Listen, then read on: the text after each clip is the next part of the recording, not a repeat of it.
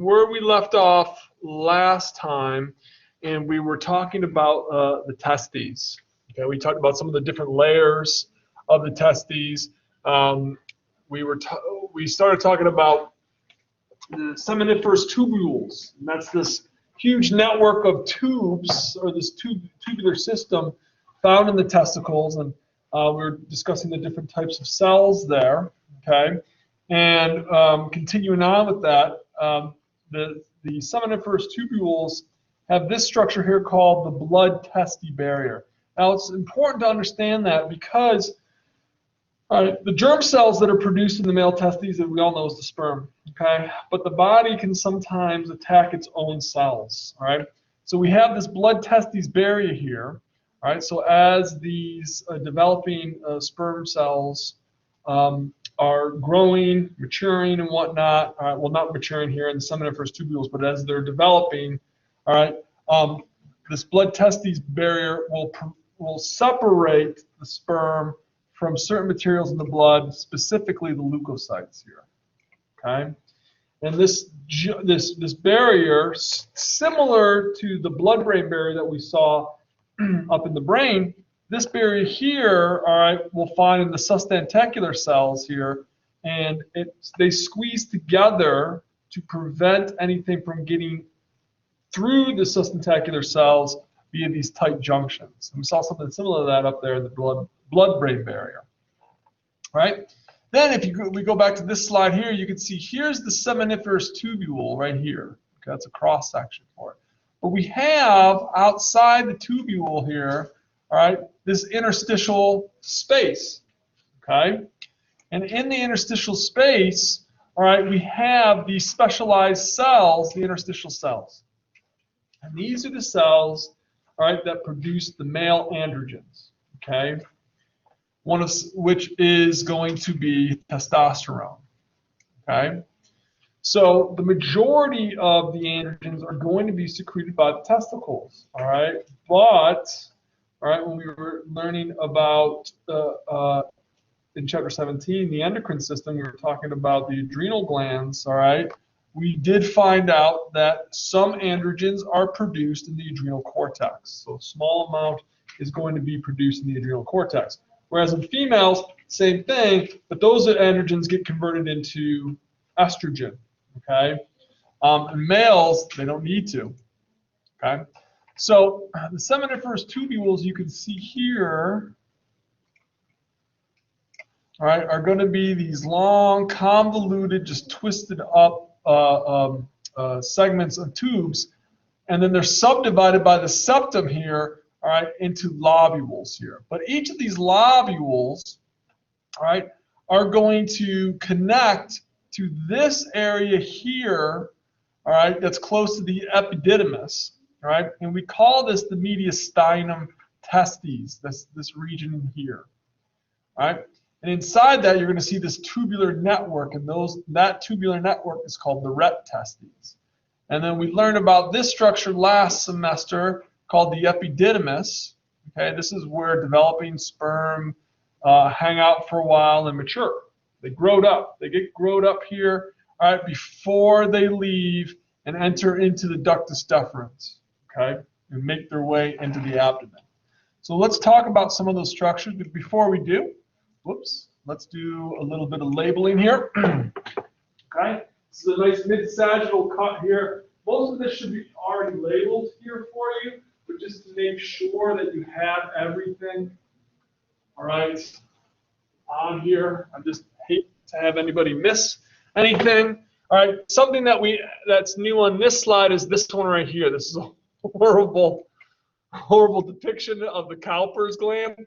All right, but that's right here. The Cowper's gland is at the base of the penis, all right, near the bulb of the penis here. So our model didn't have one, so of course we had to enter one in there, okay? And again, the Cowper's gland is going to create some of the fluid that's found in the semen here. All right, so here's the urinary bladder again. We have the urethra that passes through the prostate gland, so that's the prostatic urethra. We have this little structure off to the posterior portion here. All right, that is the ejaculatory duct. We'll talk about that in a moment.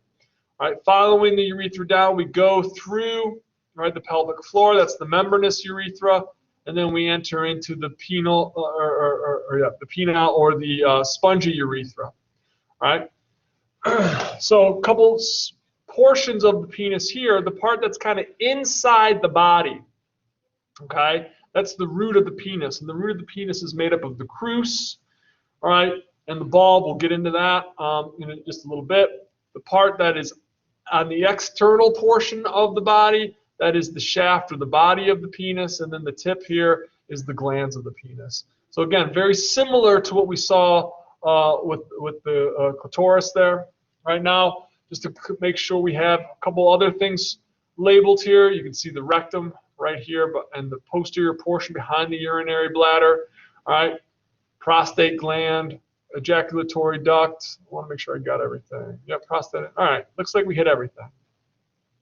Oh, except for these tissues here. So this white tissue, all right, and I'll show you I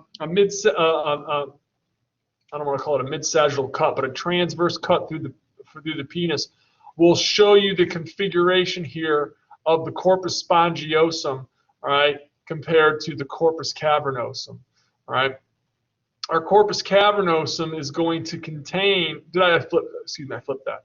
Corpus cavernosum is up here, corpus spongiosum is here, all right. The corpus spongiosum is going to contain the urethra, all right. The corpus cavernosum is going to contain that erectile tissue that becomes engorged with blood, similar to what we saw with the clitoris here. That's what's going to help to sustain an erection, all right, for intercourse. All right, and then in case you didn't get enough cross sections of the seminiferous tubules, all right, here's one on a microscopic slide here. All right, you can see again, all right, on the very periphery here, all right, that's where we're going to find the least developed or the most primitive type of germ cells. All right, so you're going to have the spermatogonium right here in the periphery, all right, of the seminiferous tubules. And then as we move in, we'll see the different developing portions of the sperm here. All right, as we kind of move closer in, we got the spermatids. And then actually we'll start to see on some of these cells here, all right, we'll see the sperm start to develop a tail, all right, more towards the center here. And then throughout these kind of big cells here, these are the sustenticular cells, right? They help to nourish the sperm, right? And they produce that inhibin, okay, which is going to be the hormone that when the sperm count gets too high, all right, inhibin is released and it slows down the sperm count, okay? And that's what the sustenticular cells will release. All right, so you can see here in our transverse cut here of the seminiferous tubule, all right, so this whole black line is representing the seminiferous tubule, but also this orange on the inside here of the testicle. All right, and then you can see over here this ridge-like structure, that is the epididymis. All right, we move up to the spermatic cord, all right, and the tube that is going to conduct the sperm up into the abdomen, that is known as the vas deferens or the ductus deferens. All right, and then we have our blood vessel supply here. The blue is representing the pampiniform plexus of the testicular vein, and that's on top of the red portion here. All right, and that's going to be the testicular artery. The pampiniform plexus, just a reminder, all right, helps to cool down the blood that's coming in through the testicular artery. Okay, sperm like a cooler environment. Hence, that is why they're in the scrotum, which is external to the body. Okay.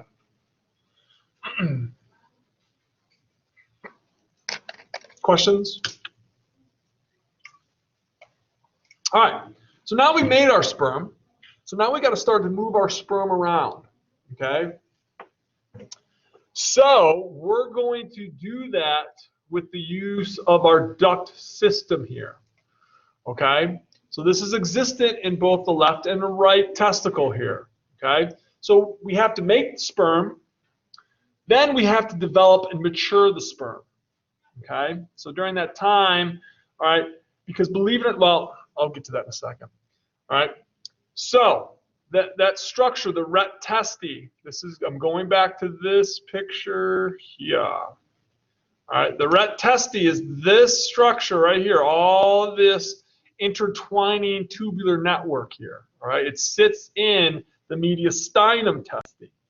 All right, the ret testi is all that tube work there. Okay. So basically, the ret testi receives the sperm, all right, from the seminiferous tubules there. All right, and it's lined by simple cuboidal epithelium. All right. So on that epithelium there, all right, we'll see some microvilli. All right, and then the ret testes, this network here, all right, well, eventually will give off their own little group of ducts that are called efferent ductules, and they head into, all right, the epididymis. So if I zoom in here, just to kind of show you what I'm talking about.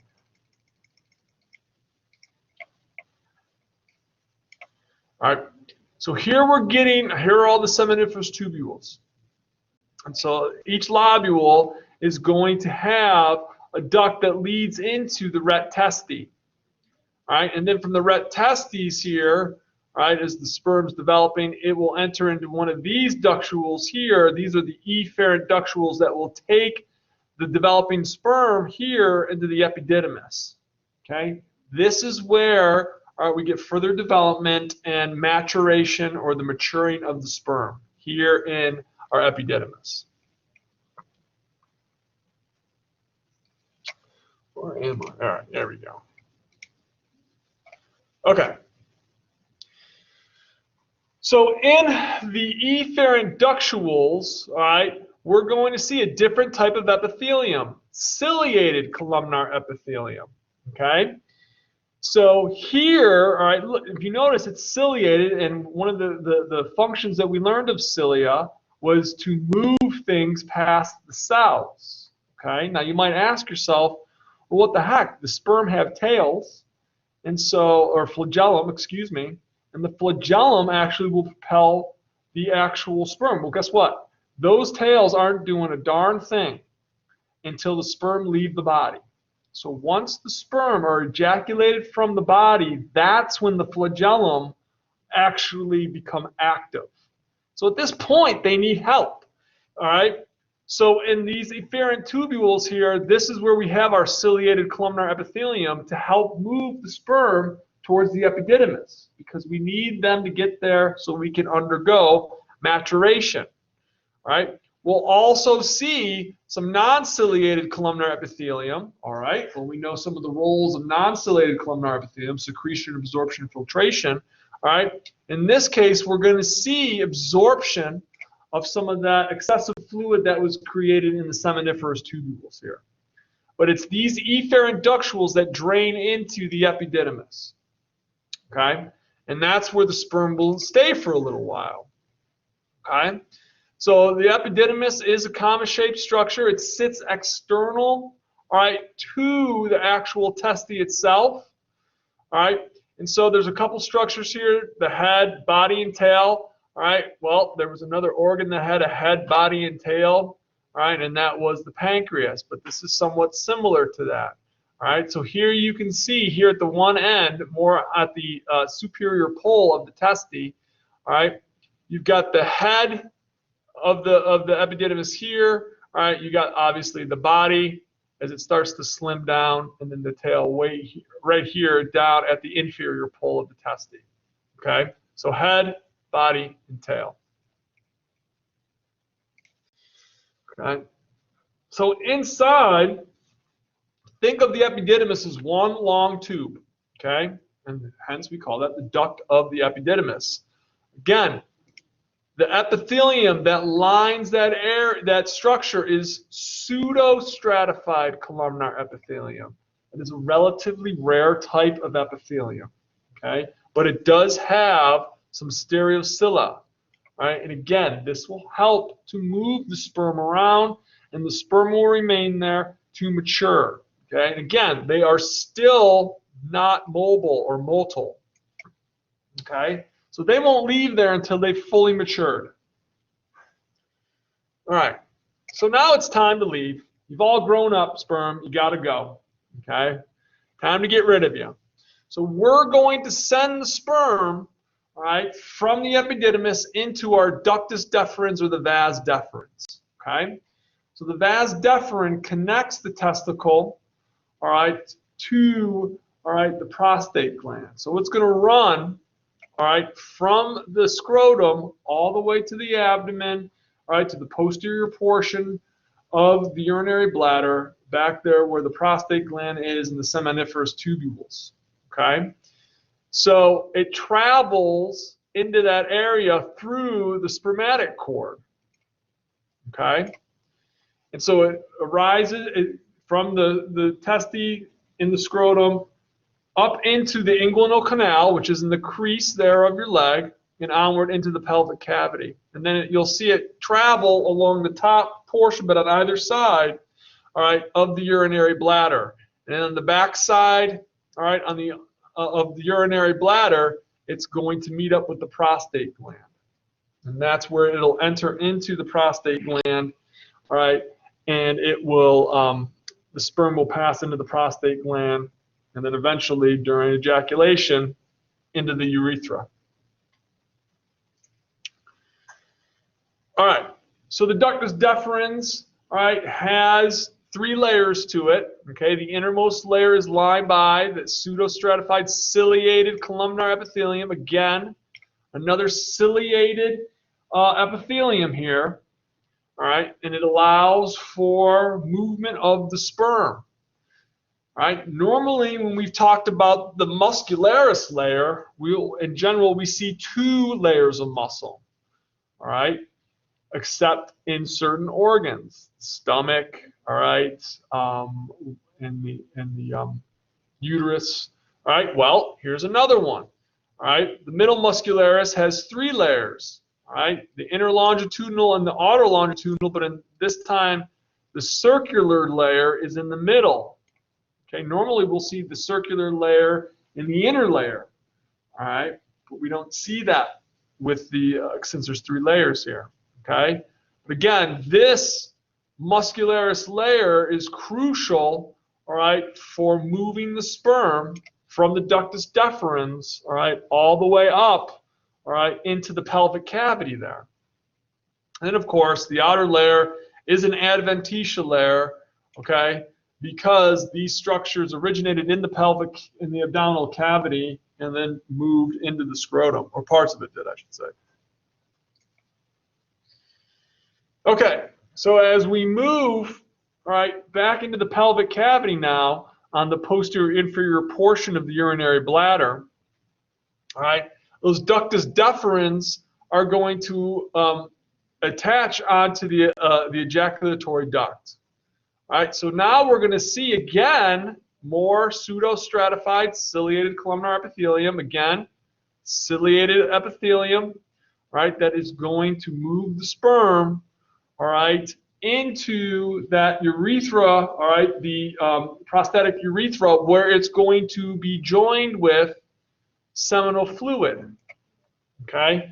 And that seminal fluid is going to have, well, we'll talk about it in a second, I'm jumping ahead, but it is going to have, all right, some components to it that will help the sperm, all right, to survive on its way to fertilization, okay?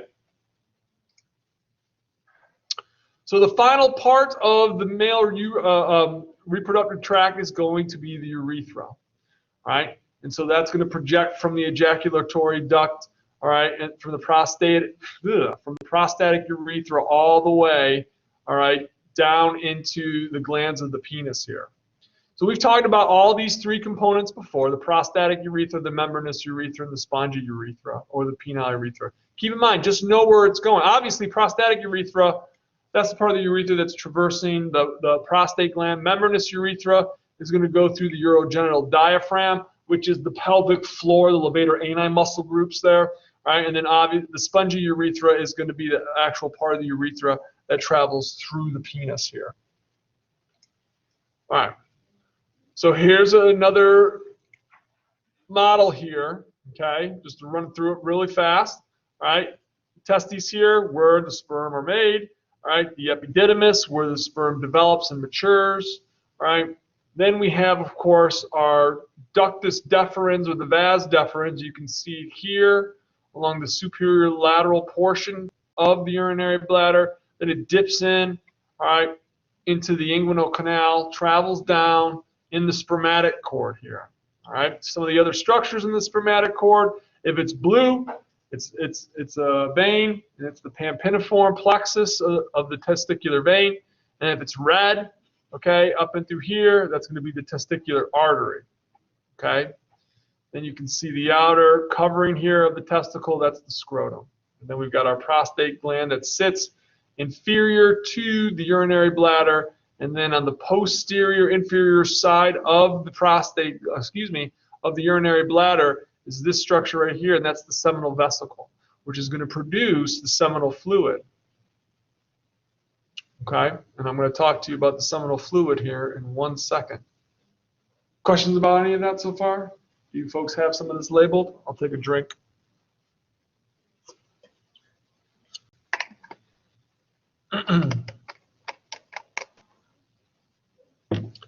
All right, so this, this picture here is just kind of laying everything out here for the male reproductive tract.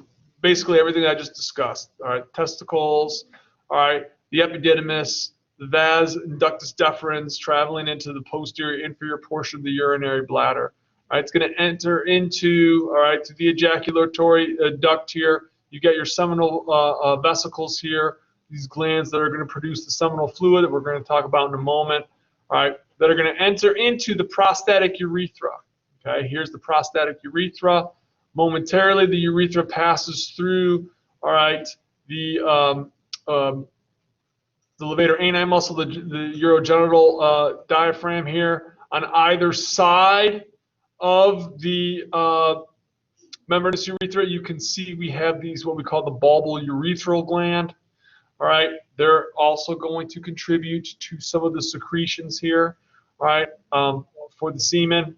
And then we start to move into the spongy urethra that enters in through the penis here. And we'll talk about all these different tissues here. All right, so the seminal fluid, if you remember at the beginning of this chapter 28, we talked about that some of the secretions for the vagina, all right, are going to have an acidic component to it.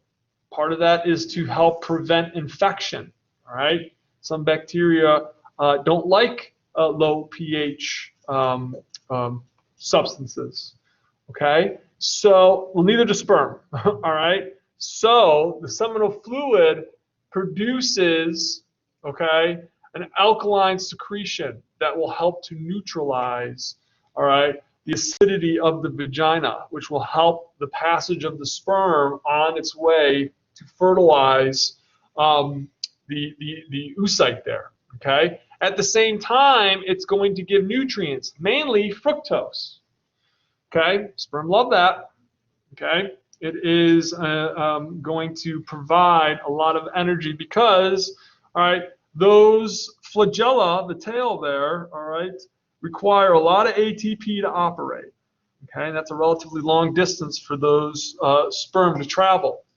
okay? So the seminal fluid will help with that, okay? A couple of the other accessory glands, all right, well, we just talked about the seminal vesicles, all right, the prostate gland, and then our bulbourethral glands, all right? Those are at what we saw at the base of the penis there, okay? So the product that exits the penis, the ejaculate, all right, is called semen. And what that is going to be obviously the sperm from the testes and that seminal fluid, all right, that is going to be produced by the seminal vesicles there, okay? Anywhere from 200 to 500 million spermatozoa exit out during an ejaculate, okay? And basically it takes about 2 weeks from the seminiferous tubules, all right, up into the time of intercourse, okay? Doesn't mean that it takes that long for the ejaculate to come out, all right? But basically from the seminiferous tubules up into the into the seminal vesicles there, all right, it takes about 2 weeks for that time to occur. Okay, so it takes a little bit of time for the sperm to mature there. I think we've already we've already labeled this, right? Yes, that all looks familiar. Just double check everything. Want to make sure you have everything. All right, urinary bladder, prostate gland, rectum, ejaculatory duct. All right, membranous urethra, spongy or penile urethra. All right, corpus cavernosum is the white. All right, and then the corpus spongiosum is the pinkish. Okay, both of those contain that erectile tissue. All right, that becomes engorged with blood during an erection. All right, almost done. Let's finish up here, all right, and talk about some of the external male genitalia here. All right, that's going to be the penis. Now the penis, again, since we've talked about the clitoris, all right, has a very similar, all right, remember we said it's homologous. Well, we said the scrotum was homologous to the labia majora. The penis is homologous, all right, to the clitoris, okay? So at the bottom of the penis, we have this structure called the root, and it's made up of the bulb and the crus, okay? So essentially, you have 3 structures. You know what? I would draw it, but I'm horrible at drawing, so I'll just show it to you. All right, so what I'm showing you here, all right, this is the shaft of the body of the penis here. All right, on top, all right, that's known as the dorsal surface of the penis. You have these 2 tube-like structures here. All right, so these are each, all right, the corpora cavernosa. And then below it, you have this 3rd tube-like structure, and that's the corpus spongiosum. That's what contains the urethra.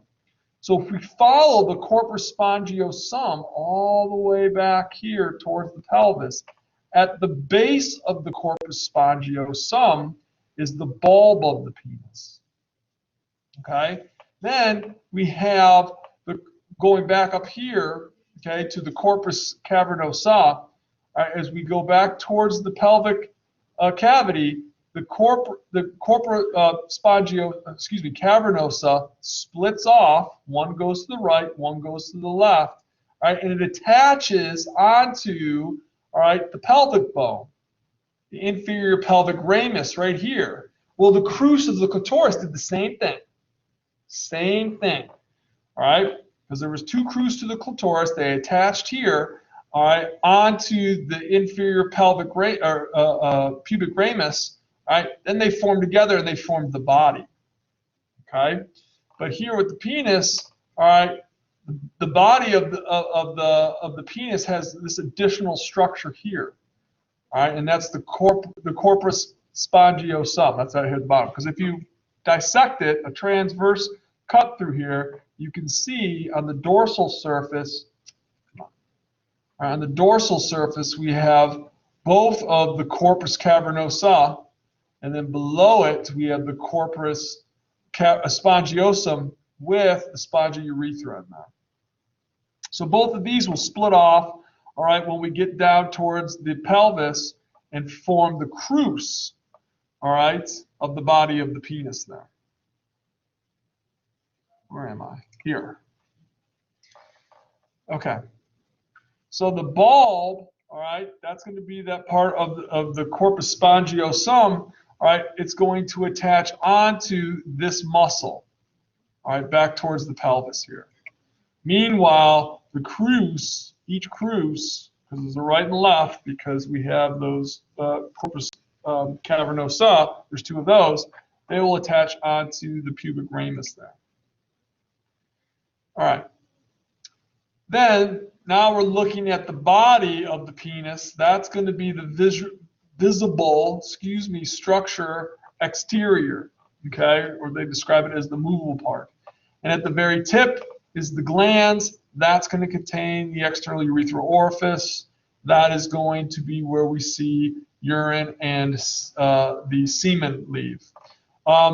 Every male is born with a prepuce, which is the foreskin, all right, which is this right here, okay, and this prepuce is what is taken off during, I was going to say vasectomy. No. No, that's not what happens during a vasectomy. All right? During a circumcision, okay, gets cut off there. Is that it? Oh, no, that's not it. Almost. Here we go. Last part. Okay, so when we're talking about the penis here, and I went through it on the picture, all right, we have these three components or cylindrical erectile bodies. All right, they're all found in the shaft of the penis here. All right, so the two on top are the corpora cavernosa. All right, and then underneath both of those is the corpus spongiosum. Okay, now the corpus spongiosum is continuous with the glands. All right, the corpora cavernosa stop, all right, with the shaft of the penis. Okay, they do not continue on. And just keep in mind that the corpus spongiosum is going to contain the spongy urethra. All right. Did I cover that? Yep, and that. All right. Any questions about anything that I just kind of went over? No. Okay. You guys want to hang out and talk more about,